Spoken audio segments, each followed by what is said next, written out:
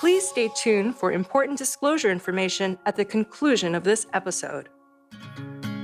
Hi, and welcome to The Long View. I'm Christine Benz, Director of Personal Finance and Retirement Planning for Morningstar. And I'm Dan Lefkowitz, Strategist for Morningstar Indexes. Our guest this week is our colleague, John Rekenthaler. John is retiring from Morningstar after 36 years. He was one of Morningstar's early hires. Joe Mansueto and Don Phillips brought John on as a mutual fund analyst in 1988, and he rose to become the company's vice president of research. He worked on many of Morningstar's foundational methodologies, including the Star Rating and Style Box, and helped launch the retirement business. But he's best known as author of the Rekenthaler Report, an investment column on Morningstar.com that has become one of the most popular and widely cited in investing and personal finance. John holds a BA from the University of Pennsylvania and an MBA from the University of Chicago. John, welcome back to The Long View. Good to be here, Christine. It's good to have you here. So you have announced your retirement. You've officially retired. Your last column was called Farewell for Now. So it's not your last column. Maybe talk about your thoughts about transitioning into retirement. Yeah, I will be writing future columns for Morningstar and keeping my Morningstar email address. So if anybody wants to reach me, john.rekenthaler@morningstar.com. Had that email address a long time, since when the internet was invented, just about. And really, I'm not planning on doing a lot different than what I'm doing now, except for the pay part. I'm going to continue to write. In fact, I'm going to start a blog where it's going to be quite similar to what I have done in my column and will occasionally do in articles going forward for Morningstar, which is I'll ask a question. There's a common perception of something. People say this or people believe this. Is it true? I think that's kind of the heart of what I've done in my work is just, is it true? And run the data and run the numbers and try to be grounded in what the reality is. And sometimes what people say is mostly true, largely true, and sometimes not very much so. I'm just going to do that for a blog of my own, which I can't give any information about yet. I haven't started, but I think it'll be on Substack, just on broader topics than only investments, but it'll be the same sort of thing. I can give you a hint. The first topic I've been looking at and thinking about is on issues of violent death. Of course, people think of somebody getting pushed into a subway, which is such a very, very, very, very small portion of the possibilities or the percentage of time that people die unexpectedly, sort of violent deaths or unexpected death, accidental deaths, whether it's from overdose or traffic fatality or this or that. So just kind of running through the numbers and get a sense of how common are these things and are there other things that are more common, which there are, that you really don't think about and talk about much. So it's that sort of thing, trying to, in some cases, deflate misperceptions and in other cases, increase perceptions of what really is out there. So trying to shine a light, which is what Morningstar's always done, right? I mean, that's what we've been about. Yeah. But it sounds like you'll be broadening your purview. Definitely broadening. Well, yeah, I mean, I can't publish that article on Morningstar.com. Right. It's not that Morningstar has anything against such articles, but it's not directly relevant. That one's not really relevant to investing issues. And I would be writing on economics more than I have been. I've done a little bit of that at Morningstar, but in general, the economics, again, has to be generally pretty connected directly with investment issues, as opposed to sort of like one of the questions I've been noodling over and I saw some research on is what was the effect of NAFTA on lower income workers in the United States? There was a lot of talk at the time about this would drive out jobs. Did it drive out jobs? And so that sort of thing. These are topics that interest me. But again, NAFTA's effect on lower income workers is probably not a Morningstar.com. It's hard to figure out how to turn that into an investment idea. Yeah. Yeah. And we understand you've received one or two pieces of feedback from your farewell column. Can you talk about some of the messages you've received? It was really touching. As my wife called it the eulogies. But I didn't have, it was like the Mark Twain, isn't the Mark Twain episode where he shows up and hears his Tom Sawyer or Huck Finn or one of those, he hears his own, I think it's Tom Sawyer. Anyway, he hears his eulogies. That's kind of what I felt like. It's like I didn't have to die. It's nice. But you can't pull that trick too often. You get one shot. I think the number of letters will start declining if I keep doing farewells and asking for more nice letters. They were very nice. But there were a couple of themes that came out of them. One is that although I don't think I particularly write with the intent of being directly useful. I talked about it. I need to connect with investment topics. But Christine, your work is, I've got it right here, is really very directed, what to do with your Roth IRA, what to do. It's very clear the benefit to investors of that. Mine's a more exploratory often, but people felt, rightly or wrongly, they tended to feel that I had been helpful to them, very helpful to them in their investment process and helped them to be more successful. So that was very heartening to hear, because I want readers to profit and do well. But I have to confess, again, I'm doing my articles with the topics that interest me. The other thing I heard, which was also very heartening, was retirement. Oh, man. It's the best. I've been retired 17 years. I got to tell you, this is the best gig I've ever had. Now, it's a selected audience. This is not if this were a poll, the poll would get thrown out for being skewed, because I'm hearing from people who have paid attention to investing, they paid attention to their finances. I didn't have anybody write to me talking about having problems with their finances. So obviously that's a huge comfort in retirement. And I presume that most of them had good physical health too. So when you have those two things, it's quite different than being in retirement without either one of them. Yeah. But people they like it. I'm 2 weeks in and I've been pretty busy. I can't really say I've truly started retirement yet, except for the not getting paid part.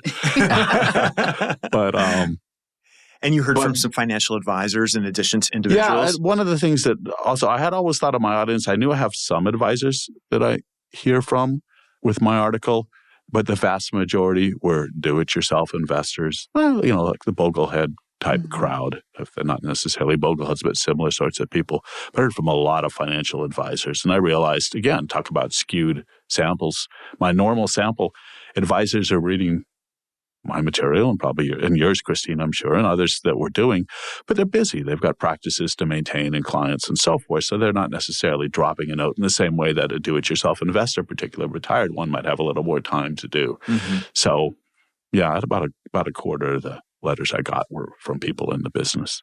So that was a learning experience for me and a lesson, right? Because I'm always talking about perceptions versus misperceptions. And if you would have asked me, I would have given you the wrong answer. And I realized, I had not really thought through the issue very well. John, you said that you made the decision to retire really kind of quickly, that it was a Saturday night. Saturday night. Yeah, and you were not relishing the idea of writing your column the next day. And you said that you've had a habit of making big decisions fairly quickly. Can you talk about that? Yeah, this is not the kind of advice to give to other people. Maybe right? it is. Do as I say, not as I do. It's intriguing to me. Yeah, my wife and I, we tend to make big decisions on impulse. We moved a year and a half ago from Chicago, where she had lived in the Chicago area her whole life. She was born and raised, lived an entire life in Chicago. I moved here in 1985 and had been from 1985 to 2023 in Chicago. And we were empty nesters, and her mom was about to pass. And so we had been in the area in part with that, but our kid was gone. Where should we go? And about 2-3 days, we said, let's move to New York City. And about 6 weeks later, we'd made 3 trips to New York, looked at like 30 places, put in a bid and bought a place. So we live now in the Upper West Side of Manhattan. We enjoy the city living, and that's our, forever place. Well, it's faster than that, because took us 3 days to get there. The Morningstar one was about 30 seconds. I was like, wait, no, I don't want to get up, because Monday was my publication schedule to file on Monday night. I was like, Sunday's coming tomorrow. I don't really feel like doing it. And, then it just clearly, I had been thinking about these things in the back of my mind for a long time. And we had talked a little bit informally and like, what would you do? And that sort of thing. It just all clicked into place. And I said, no, it's time. I'm ready. And I feel really ready. I'm definitely planning on keeping busy. You've heard me talking about that. But it just felt like it was time for me to continue writing, but broaden the kind of things, write more on my schedule for what I want to do. Yeah. And just go in a slightly different direction. It was an easy decision. But that's how I tend to do things. And then we'll stew over the little stuff.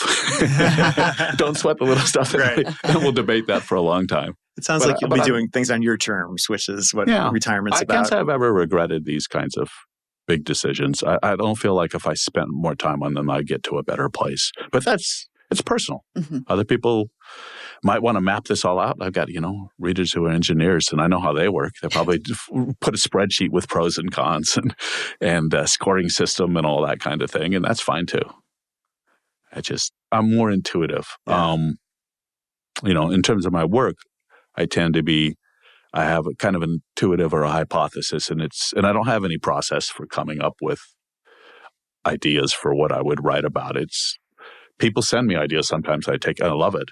Please feel free, listeners, to send me ideas about things, because I do, but I just stumble across them. And then once I come across a hypothesis, I'm pretty organized and rigorous. Then I move from left brain to right brain to left brain, whatever, the other side of the brain. And that I'm actually quite structured on, but I'm not structured in getting to that point. Yeah. Yeah. Well, we thought it would be cool to hear about your origin story, how you came to Morningstar in the first place, and how your career and how the company has evolved. So maybe you can talk about, 1988. I've been talking about accidents, right? Or I guess things going in a different direction than you might expect. And certainly my arrival at Morningstar was because I ended up at Morningstar, an investment research company, because of the stock market crash of 1987. You'd think that's when you would lose your investment research job after the stock market crash. But I was working in a different field. I'd been hired only in August 1987. It was my first real job. I had gone to grad school in English and left and was sort of bouncing around working temp jobs. And I got a job as like a technical writer in a manufacturing field. It was not the sort of thing that one was going to have a career on. But I was happy to at least start there. And I started in August 1987. October 19th, the stock market dropped 22%. And it was a very shocking event at the time, 22% in a single day. Widespread belief that this was 1929 all over again. In fact, the Wall Street Journal and the papers kept printing graphs overlaying the 1929, October 1929, we were both in October, with 1987 and how similar they were. And the guy who'd hired me for his small family business panicked and laid me off in mid-December because he was worried that the recession was coming. And ironically, Morningstar, as an investment research firm, seemed to be the only place that was hiring at the time because Joe Mansueto, its founder, is, Joe never believes a depression is coming or a recession is coming, right? If you've ever met a more optimistic person, good luck to you, but I never have. So Joe's like, we're going to be growing. I need people. And I knew somebody, Don Phillips, who worked at Morningstar. We'd been in school together. And so, one thing led to another. So I showed up at Morningstar as eager as any and grateful as any starting employee could be. A former English major and grad school dropout without a job, so happy to be getting paid on a job. And I was ready to run through a brick wall for that company. And, and the company came back. And then a lot more what I gave to it. It sounds like, unlike Don, you did not really, you hadn't grown up with investing. Right. Yeah. That was the other aspect. Don ended up at Morningstar I suppose I did by choice, but Don's situation was different. Don had studied economics as an undergrad. He came from a family that was investors. His father had been CEO of a company.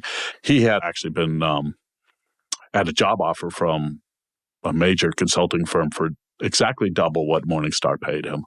And he chose not to take that job and work for this company that when Don joined, it was about 8 people or something that nobody had ever heard of at half the salary with zero benefit. I mean, zero benefits, nothing, because he believed in the vision of it and he had a startup mentality. So, so Don came in and Don set the tone because Don knew about investments. I didn't know about investments. And it's not like I started immediately writing about investments. I had to learn about the business. So I was, going through prospectuses and shareholder reports and reading through them and entering data. And I was a data entry person, but absorbing and reading the Wall Street Journal and reading Barron's and reading Berkshire Hathaway reports. And I was fortunate to be able to talk to Don, talk to Joe. Joe had been a former equity analyst and was trained in this. So I had great sources around me as well to supplement what I was reading. And it was a bootstrap organization, as any small company is. I did everything but program. I didn't program, but you do everything else. And you hope it works, and it did work. You've said that even though you didn't have an appreciation for investing when you started, you did appreciate that Joe was approaching things differently. Right. Can you talk about that? Yeah. Like the difference with him and your previous my number one boss? advice would be, and this is the one thing I did know. There were so many things I did not know, but I realized very quickly the previous place where I'd worked was a family business that had about 20 people working, about the same size as Morningstar, but they had 20 people working there 10 years before, and I bet they had 20 people working there 10 years after. It was a place where the owner was doing very well, had a very large house and golf membership. The rest of us, we were getting paid, but there was never any real chance of great growth or moving up. And the extent that you were going to advance in the organization probably meant somebody was going to leave or retire. And I joined, and Joe was like 30 years old. He was just living in a one-bedroom apartment, putting every penny back into his, not some big mansion, no golf, don't like golf, none of that stuff. Putting every penny back into the company. And very quickly, I did realize, wow, that's different because he's trying to grow this thing. And if we go from $1 million in business, which we were doing, to 2 million, to 3 million, whatever, and we're not going to be 18 people, we'll be 30 people, we'll be 40 people, we'll be 50. Well, I'm number 18 if I keep my nose clean and work hard. I'm senior to those people. I may get promoted, and there's more money to go around and there's more responsibility to go around. And just the energy. And it was I was 20, just turned 27. I was 27 and 1 week old when I started, and I was right the median age. So just the energy of the youth was the previous company where I'd been at, the average age was probably 45 or something like that. Nothing against companies with average age of 45. Right. We're tending to get there now. We are. I'm a little north of that myself these days. After you retire, it'll bring down the average. Let's just say it was a great place, great environment for me at the time. Yeah. The other thing to mention, though, is although I give that advice, find a growth situation. Growth situations are hard. We had 50% turnover of employees for the first few years I was at Morningstar. Literally 18 people, 9 would be around 12 months later. Wow. And then so you're always hiring. And if you're growing, you need to hire even more than 9. It's hard. It's hard because things are changing and a lot of people don't like change. It's uncomfortable. Everybody's learning on the job, so it doesn't necessarily mean you're good at that, particularly management. We're all learning how to be managers as more people come in, and teachers. And managing and teaching well is not it's an acquired skill in most cases. So I look back and, if you were to ask me, what are your regrets? Or what did you do worse on the job? It clearly would be as an early manager, micromanaging employees and just being annoying. It just, I'm always grateful and surprised that people I managed back in the day actually still talk to me. I thank them for that. They're more gracious maybe than I might have been. So you talked about that data entry job, and then you were a mutual fund analyst. So you were calling portfolio managers in the hope of writing something useful to investors about their funds. But talk about that experience of just, dialing for dollars, not dialing for dollars, but trying to reach those portfolio managers and getting something out of them. Yeah, it was pre-email. So you were just calling, and sometimes the organization would have some sort of barrier up or fence up to protect the portfolio managers. You'd have to work through that department. And you explain, I work for Morningstar. They've never heard of Morningstar. Well, we're Morningstar. We provide the data for Business Week. That was our big early coup, is that, the Business Week was the one. There were a lot of publications, the Journal and Barron's and Money Magazine and, Fortune and Forbes and many others. But Business Week was the one where we had to contract to send the data. So we'd say, well, we send the data to Business Week. They hear the word Business Week. They might think we might actually be worth talking to. And that tended to work pretty well. But often you just reach the portfolio manager and it would be their phone on their desk and they'd just be getting calls from traders all day. And you weren't a trader and they'd be like, who the heck are you? Or other words they would use sometimes. It can be it can be that kind of industry with a language sometimes. So, but after a little while, almost everybody started to comply and they realized the word started getting out and people would say, what's the Morningstar report say in your fund? And people would start referencing us. And we started getting quoted a lot in the financial press. And so once the Morningstar name became well circulated, I don't think all the portfolio managers, for the most part, the portfolio managers are pretty good about it. Clearly not all of them wanted to talk to us, but their marketing department would say, you should. Yeah. So we went in a couple of years. From when I started, it was still iffy whether somebody would talk to you, but 2-3 years later, it was pretty much a routine thing. It's hard. It was hard for people. I can't blame them because when we started mutual funds, like there were a lot of mutual fund data out there and you could see total returns, but people weren't writing. We were effectively writing like, critical reviews, like a movie review of them. Right. It's hard if you're saying something that's critical of the fund. This is their whole work that's going into this. And you're saying, well, we don't think this fund is very good, or maybe it's not the best, or you could buy another fund or something like that. So it took a while for some people to realize that was kind of part of the job. You were in the public eye if you were a mutual fund portfolio manager, which most other portfolio managers weren't in the public eye. If you were running institutional money and so forth, you had other pressures, but you didn't have people out there in public saying, oh, this isn't, this fund is really struggling or made bad decisions. So again, I think all things being equal, they were pretty gracious as well, given, we had the easy job. We're the critics. We're the nitpickers.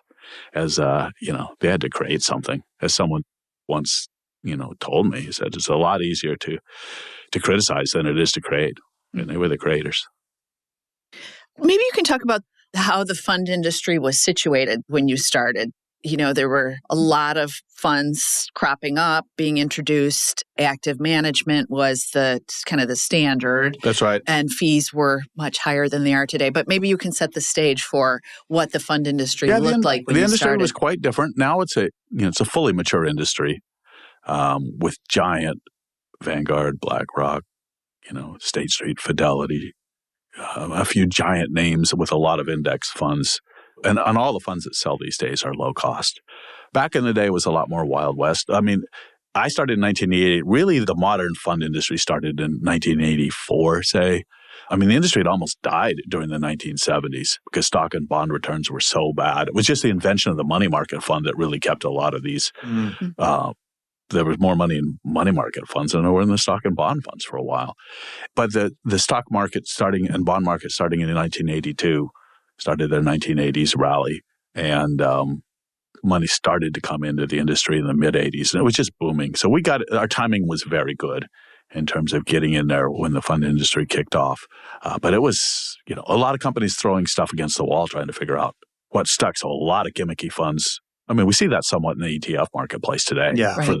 But a big difference was that the brokerage firms thought that having the distribution, having the brokers, that was the key to success, was having a closed system. So you had Prudential Bache funds, you had Payne Weber funds, you had Dean Witter funds, you had Merrill Lynch funds, you had Shearson Lehman funds. These were all bigger than, Vanguard wasn't a top 10 fund company at the time. So these load funds, that was the terminology back in the day. Brokers sold, so you could never buy a Dean Witter fund unless it was through a Dean Witter advisor. But the flip side of that was the Dean Witter advisors were really supposed to only sell Dean Witter funds. Mm-hmm. Now, that model didn't turn out well in the end because a lot of those funds weren't very good. Customers felt they were being fed something rather than the best of the industry. It wasn't a customer-friendly model. And then you had a lot of small boutique firms without that distribution on the side just hoping. They were like lottery tickets. I mean, $5 million funds run by somebody out of their garage. And if they get 3 years of really good returns in a row, maybe they'll get noticed. Those people will talk to you. I guarantee you that. One of the stories I tell is calling a guy and his wife picked up the phone and he said, Bernie's he's mowing the lawn right now. And then you hear, Bernie, it's Morningstar. Did Bernie come in? Bernie came in. Bernie came in. So yeah, it was, you don't get too much of that these days. I'm curious, what were some of the gimmicks that you saw early in your career? Well, some of them are eternal. Like we had, when I started at Morningstar, the biggest mutual funds in the U.S., then probably the world, were government bond funds that wrote options against the government. And then they would sell options, call options on the bonds, and they would distribute the proceeds from those options as yield. Technically, it was not income. That's short-term capital gains. But it was like you're getting a government-guaranteed security. You used to be able to say government guarantee. You can't say that anymore because, as we know, we learned a lot in 2022. Bonds can go down and lose price. People were shocked when they did. So there were a lot of option writing government bonds. And now that's back in. You've got all kinds of funds citing their income these days, writing options and doing these. Again, they're in the ETFs now rather than mutual funds, and they're kind of equally misunderstood. At least they're lower cost today. Those funds tended to have like 1.5% expense ratios on a government bond fund. There were a lot of market timing funds, especially after 1987, because after the crash, everybody wants to dodge the next crash, but you're not going to have a next crash probably. And by the time the next crash happens, all those crash dodging funds have disappeared because they did poorly. And so that's another ironic Market timing thing. meaning like a tactical allocation? Market timing, but more than just not tactical allocation in the sense of I'm 60% stocks, maybe I'll change to 50. Like I'm 0% stocks, I'm going to go to 100, or I'm 100, I'm going to go to 0. So yeah.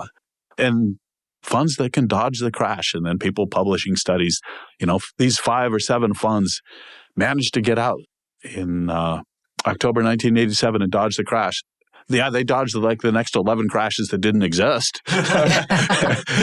so they all trailed the market. And it was a long time till there was a real crash. It wasn't really until the 2002 technology. It wasn't until 13 years later that there was something to dodge. By then, none of them existed. So, so I developed a distaste for market timing and tactical allocation funds that has really not changed to this day. And I haven't had much reason to I will change my opinion if the facts convince me, but they have not.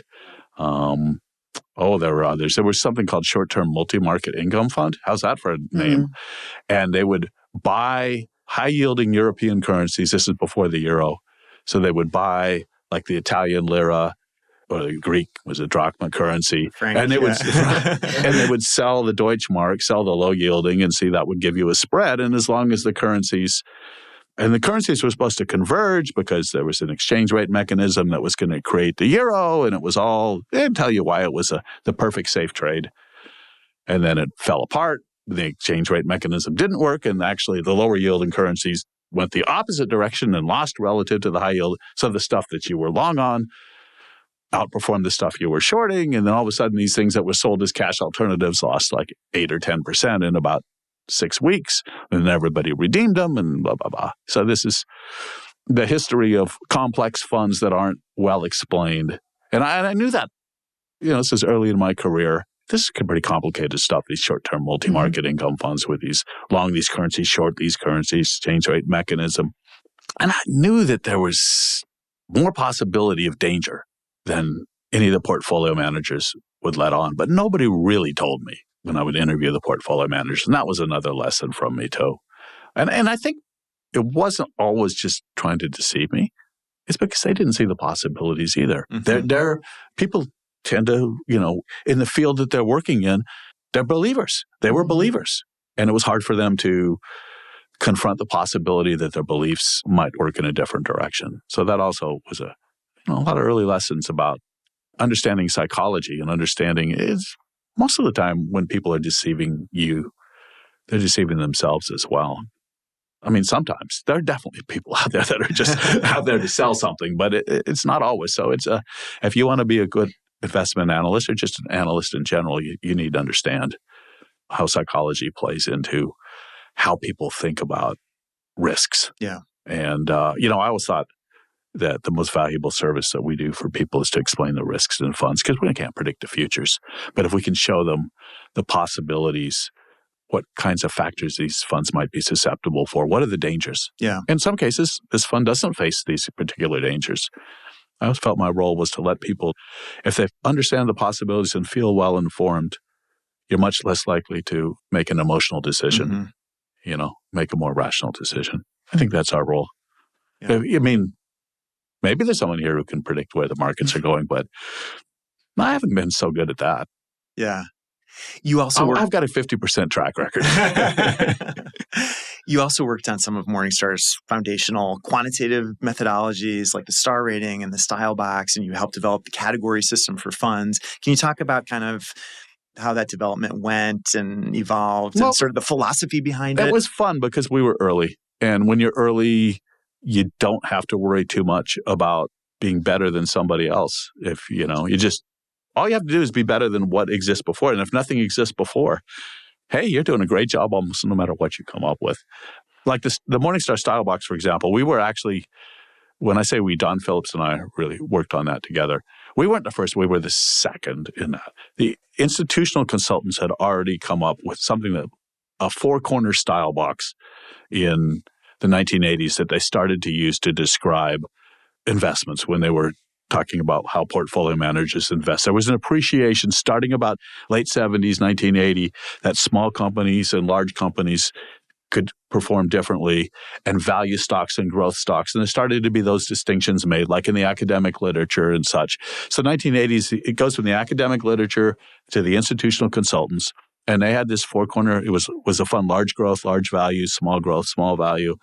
And Don and I were, what the heck is it? Where's the S&P 500 fit? Where's the market fit? It's not value, it's not growth, it's where's the middle ground? Most of the funds aren't really those. That doesn't work. We need a value, we need growth, but we need something in the middle to describe funds that kind of do both. And the same thing, there's large and there's small, but what about the mid cap? So we took that four-corner initial style box that was in institutional marketplace, took it to the retail or the broad marketplace as a 9-grid box. And we also changed things because they were doing it a bit ad hoc. They weren't running all the portfolio. We were running the portfolios through this big computer process and assigning all these things. So it was very systematic. Whereas it had been ad hoc and more by manager description. The consultants weren't taking all the portfolios and running them through. They were, I can't recall whether they were kind of assigning these boxes based on what the manager said or just from eyeballing the portfolios, but it wasn't done in a systematic way. So we expanded and systematized, if that's the word, an idea that had already been there. Mm-hmm. It was still early enough where all we had to do was go from step 1 to step 2, and we didn't have to go from step 11 to step 12 or so. And, the business has matured a lot since then, which is good for everybody, good for investors, but it's harder to innovate in a meaningful way, in a way that really makes a mark that we were able to do back in the early days. And the evolution of the star rating, my understanding is when it started out, it was sort of done at the broad asset class level. Yeah, when we started off, we rated all U.S. stock funds against each other, all international stock funds, municipal bond funds, and taxable bond funds. And there was some value in doing that. The benefit of the star rating was that it was the first fund evaluation that incorporated risk. Everything else was just total return only. So you'd see lists and it would always be the highest returning funds. These were risk adjusted. This was the academic idea is you need to risk adjust returns. And we had a competitor who said, well, you can't spend risk. So his firm didn't do risk adjusted returns, but you do need to risk adjust returns. There's a reason why people are willing to accept lower returns on short term or intermediate term, notes that are guaranteed by the government than owning AI stocks, so risk does matter. So so when the star rating came out, just by having a risk adjusted return and looking and telling people this is the most important way to look at funds, that was a step forward. But the problem was the groups were too large. And we realized after a while, wait a moment, if large growth stocks, the big technology stocks have a nice 5-year run, all the 5-star funds are going to be the big technology funds. We don't really want to be in the business of telling people these are all the best funds. There's an underlying factor that we're missing in our ratings, and we want to sort at least the major factors out. So then we switched, after a few years to doing the star rating based on the investment categories. And to do the star rating based on the investment categories, you had to get the categories right, which meant a big change because when I joined Morningstar, as with everyone else, we were grouping funds according to their self-descriptions. So a fund would say, I'm an aggressive growth fund, I'm an equity income fund. I guess funds don't talk, but their marketing people do. Right. And we said, well, if we're going to give star ratings according to their categories or their groupings, it didn't matter when we were doing a star rating over all. We could figure out this is a U.S. stock fund. But if we're going to do star ratings over these more discrete, smaller groups, we had to get the groups right. And that's when we started running all the portfolios through our machine and then just assigning them. So we could be a case where the fund would say, this is a large growth fund. And we'd say, yeah, well, you say you're a large growth fund. We don't call you a large growth fund. We're just going to say you're a mid-cap growth fund or a mid-cap blend fund, which didn't necessarily please them, but that was the better way of doing it. So that's what happened at the same time. We changed the star rating system and had it applied to smaller groups where the funds were relatively homogenous, and at the same time made it so that we were creating better groups.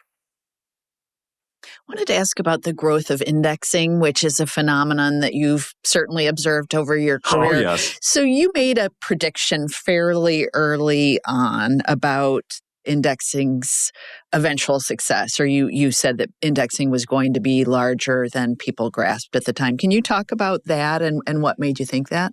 Yeah, well, when we talked about impulse. Yeah. So I think it was 1994, I got a call from Money Magazine. And at the time, U.S. indexing was 1 or 2% maybe of all mutual fund assets. Wow. And they said, well, how large can that become in mutual funds? How much can it grow to? And I'd seen that with institutional investors, U.S. equity assets by then were up to about 30% indexing. Again, the institutions, it goes from the academics. The academics already said you should be indexing to institutions. So just off the cuff, I said, well, it could be 30%. And so that showed up as like a big pull quote in Money. And then my picture's there. And Rekenthaler says indexing could be as much as 30% when it was like 2%. You know, it was, what the heck is this guy? It took a while, but of course, Jack Bogle liked it. Yeah, of course, we're 50%. And I also wrote around that time, and this was when Vanguard had just cracked the top 10, but was nowhere near the fund company. I wrote about it. I said Vanguard is the only true brand, distinctive brand in the fund industry, because everybody else is trying to say I'm the best in, and these are good companies, but everyone else, Fidelity, Janus, whatever, they were all competing for, we have the smartest managers, we do the most T. Rowe Price, we do the most research, we uncover the most, we turn over the most stones.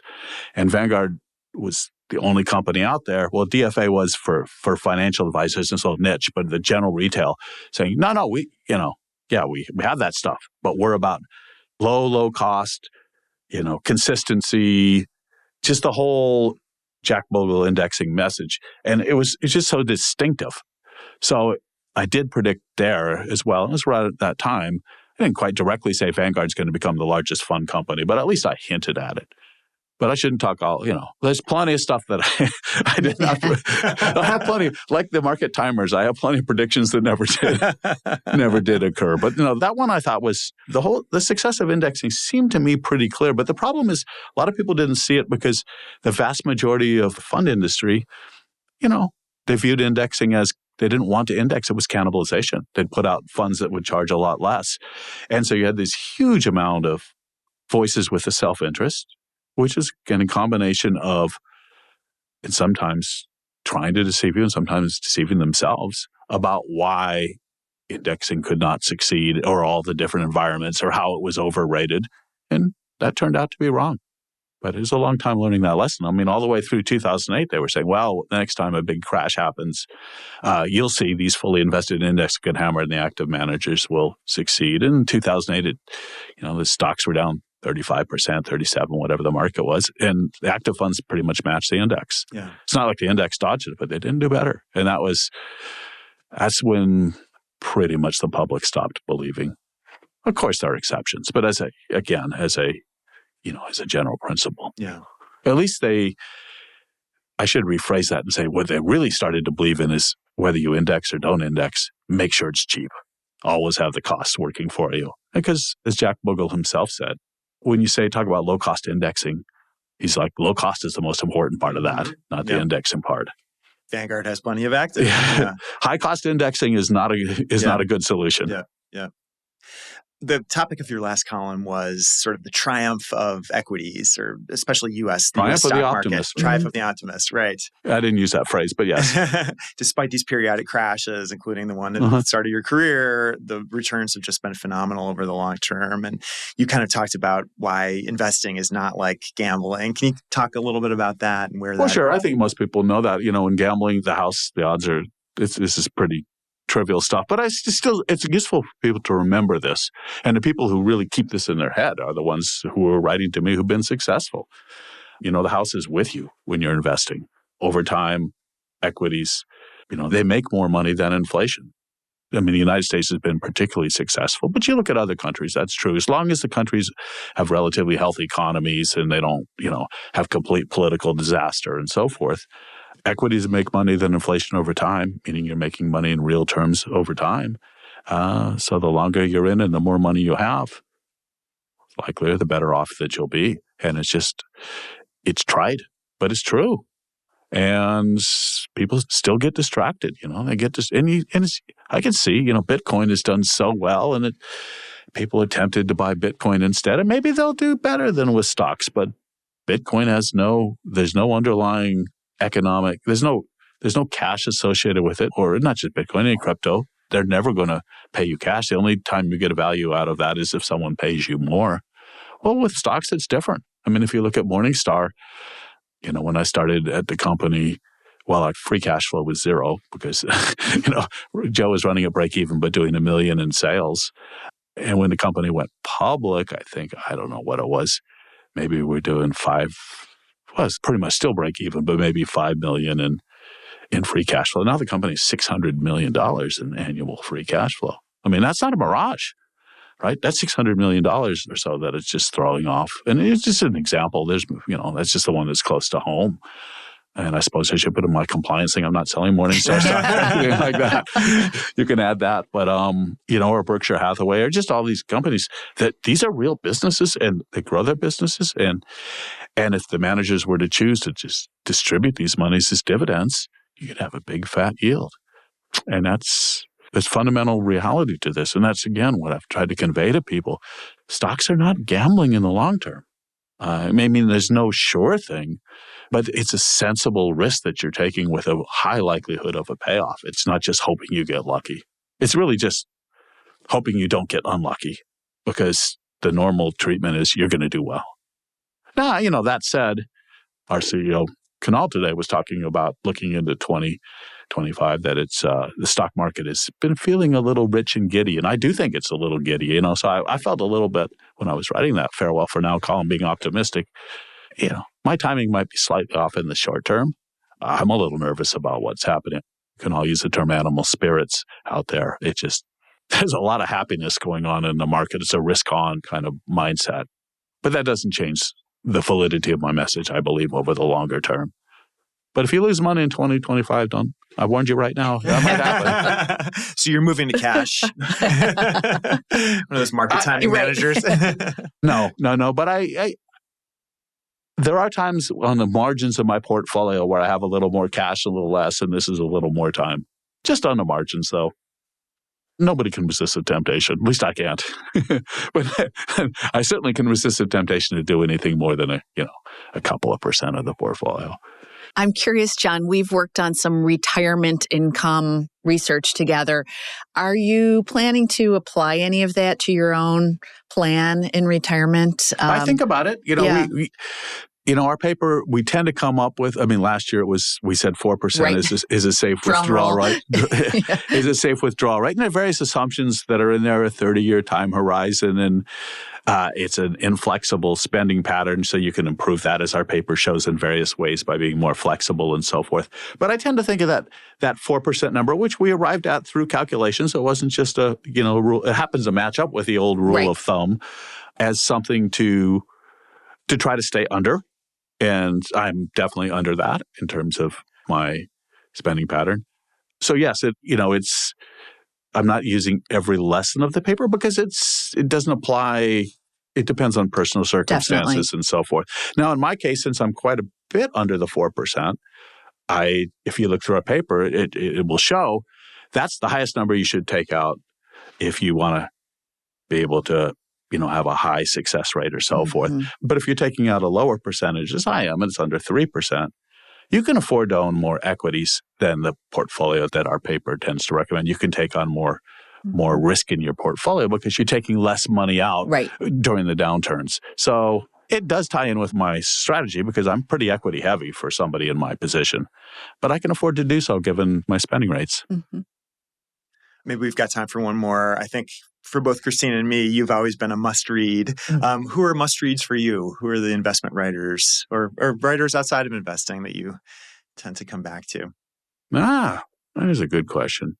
Well, I think most of us in the industry tend to read Matt Levine from Bloomberg. He's sort of an insider thing. James McIntosh from the Wall Street Journal and Greg Ip write great kind of more economic columns and so forth. Of course, I'd be remiss in not mentioning every writer at Morningstar. So as well. So those will be the investment. Jason Zweig, probably. Jason Zweig, of course. Yeah, good mention. Sorry, Jason. Bill Bernstein, is the blogger and also book writer, mutual friend of ours. So there are a lot of sources out there, but those are some that pop to mind. And since I will return to my roots and say, don't forget Mr. Shakespeare. He won't teach you much about investing, but he can withstand many rereadings, and I still do. Well, John, this is not goodbye. We will be hearing from you and in touch with you, but thank you so much for taking time out of your early retirement to sit down with Dan and me today. Well, thank you guys for doing all the work and preparing the questions. I just had to sit here and answer. Thanks, John. Farewell for now. Thank you.